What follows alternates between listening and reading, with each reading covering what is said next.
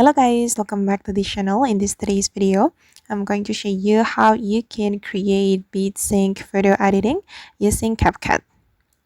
Okay, let's get into it guys. First of all, make sure that you have already installed CapCut application, and then you're going to create new project on CapCut. So you can click on new project here, and then you can upload some photos or videos to your CapCut project. And for me guys, I'm going to upload some photos from my gallery. I'm just going to pick random photos like this. Okay, and then I'm going to add the photos to my project. Alright, now the photos have been imported to my project, and then I'm going to add audio to this project. So we can select audio and then select sounds, and you can either add audio from CapCut or you can add audio from your device.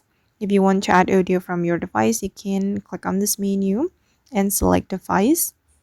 But for me, I'm just going to use audio from CapCut. I'm going to choose I'm going to choose beats category, and then I'm going to choose one of the songs here. For example, this one. Wait, it's still loading guys. I'm going to add the audio to my project, and then you're going to go to the beats menu and activate the audio generate. Click on add beats. Okay, and it's still loading guys.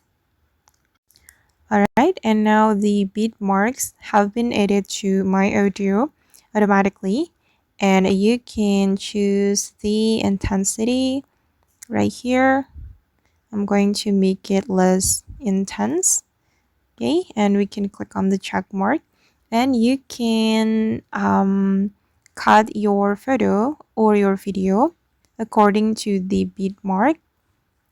I'm going to cut it here. Okay, you can sync the transition with the beat mark. I'm going to split and delete.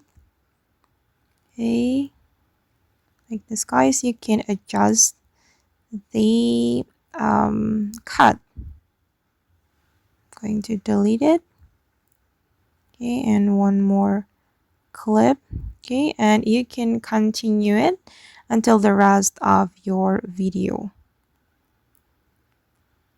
All right, and you can also add transition guys. Just click on this icon to add transition, and I'm going to add black fade, apply to all, and I'm going to play it guys.